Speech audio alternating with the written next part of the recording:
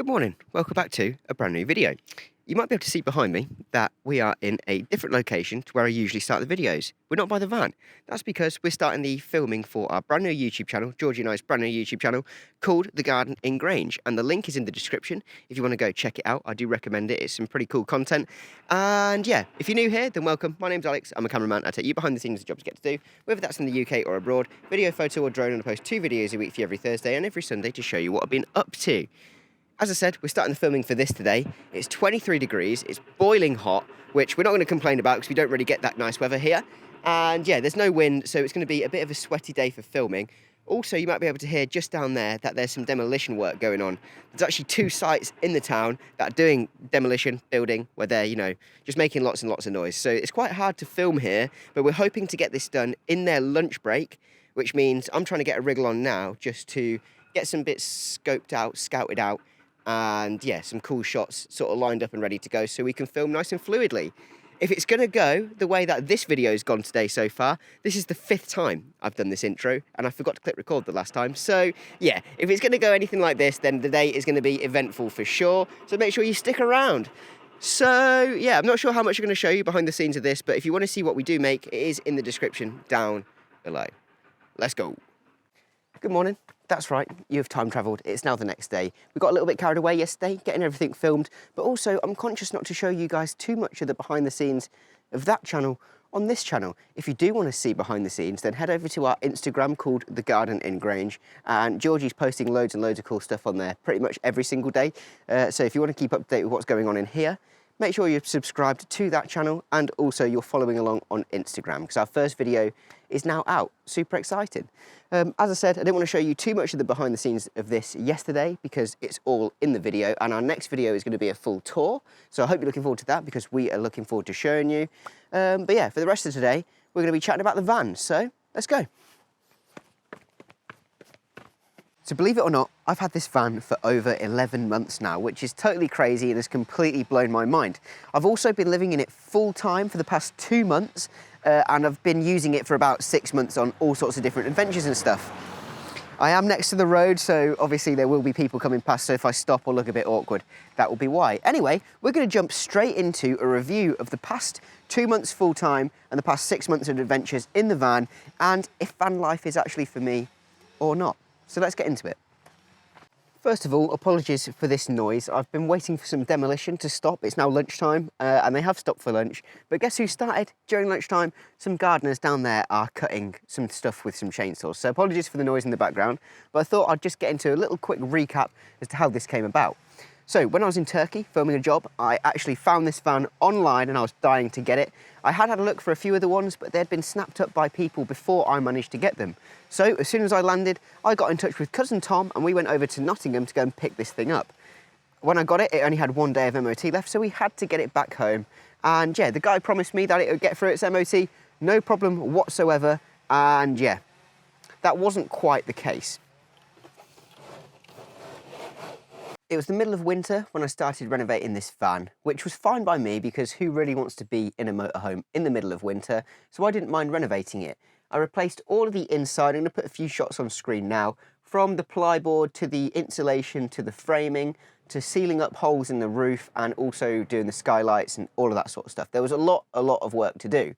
By the time that was done, it was early 2025. It was about February, so what I wanted to do was take the van out on a little bit of a shakedown test before I did too much work, in case I didn't want the kitchen there, for example, or I didn't want this seat here, for example. I really wanted to get in the van and use it, so that's what I did. I spent 4 months adventurising in the van and really figuring out what it was going to be good for, making it a good editing studio for me, and just trying to make it a nice productive space. And for now, that is exactly how it has been, and there's not one thing I've done in here that I regret doing or wouldn't do again. So yeah, so far, so good. That leads us nicely to today, where, as of today, I've been living in this van full-time for 2 whole months. So I've got a few categories that I'm going to run through and tell you the truth about van life. Is it for you? Is it not for you? Is it for me? Is it not for me? Well, let's find out. Now, one of the first things I want to touch on is the living and the sleeping arrangements inside this van. So I've actually only ever slept up here twice before, and it's quite warm up there. And when you get up in the night, bang, you hit your head on the ceiling. Luckily, it's just insulation and a bit of plyboard, nothing too solid. But yeah, that's a little bit annoying. And I actually thought I was going to be using that all the time, and it surprised me that I haven't been. What we do instead is make this area into the bed, putting the wooden slats out, putting these cushions down, and dragging this on top.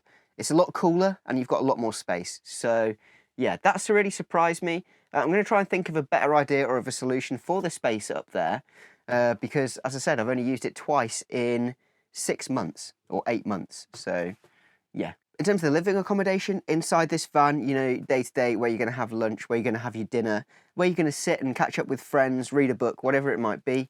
I think this actually is one of the best layouts for a van. I mentioned this in a previous video. I think this van has one of the best layouts of any van.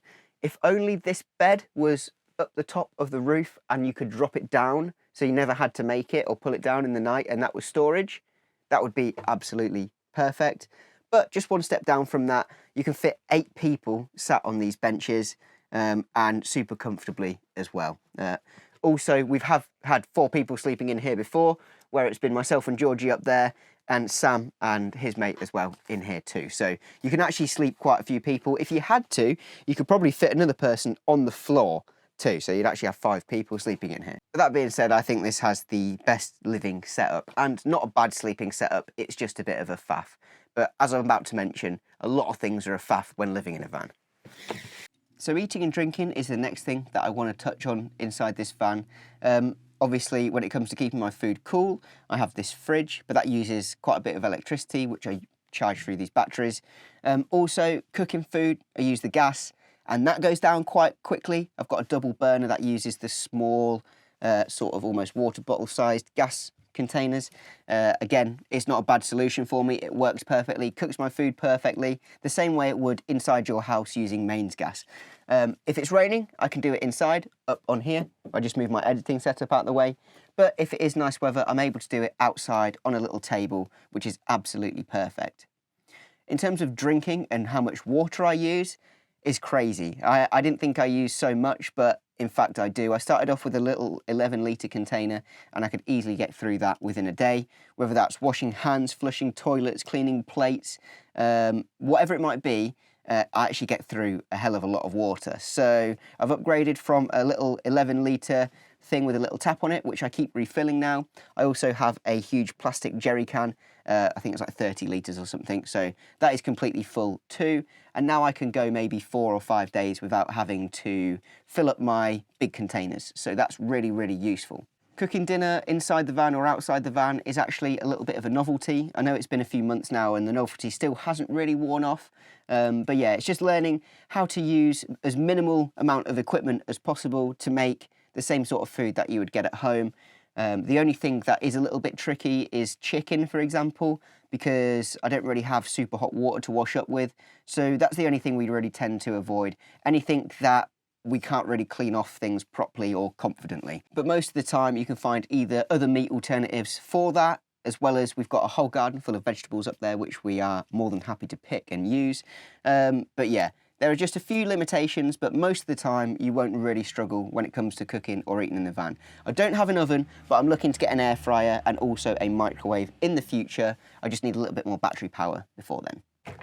So the bit you've all been waiting for, washing and showering and using the loo in the van, is it really bad? Well, no, it's not actually really bad at all. If you keep on top of the toilet, so keeping it empty, keeping it clean, as well as the rest of the bathroom, keeping your water full to wash your hands, it really isn't too much of a problem. I don't mind doing these chores. It keeps my day full. It keeps me busy. I'd rather be busy than sat bored. But van life isn't for everybody, and this is one of the things that I'll touch on later on. You do have to not be squeamish. You have to get rid of your own waste, which again, if you were living somewhere else in the world or the world came, to pot, then you would probably all have to be dealing with your own waste anyway. And I don't think it's a bad thing to not get squeamish of. I mean, I already pick up the dog's poos, so it's not too bad. I still have got quite a lot of work to do in here, getting hot water in here, resealing, all that sort of stuff. I'm probably going to get a new cassette at some point as well, which is the thing you slide in and out of the toilet to empty. But yeah, all in all, it's fine, it's functional, and if you're not fussy, then you'll be absolutely fine. So yeah, moving on. Just before I give you my honest opinions of how I think it's going and my plans for the future in terms of living in a van, I'm going to go over the last thing and probably one of the most important things for me personally whilst living in here.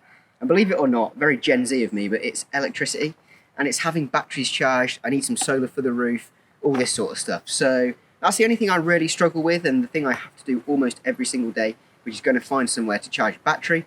Having some solar would really sort that out. Albeit we're in a little bit of a shaded area here, I still think we're going to get enough UV to hopefully charge up at least, 50% of a battery during the daytime. That's the one thing that will help me go a little bit further and really free me and allow me to be off-grid. So moving on to the future, am I going to be staying in this full time? What's the future looking like? Am I enjoying it? Do I hate it? What is the harsh reality of living in a van? And I think it isn't for everybody, but it works really well for me.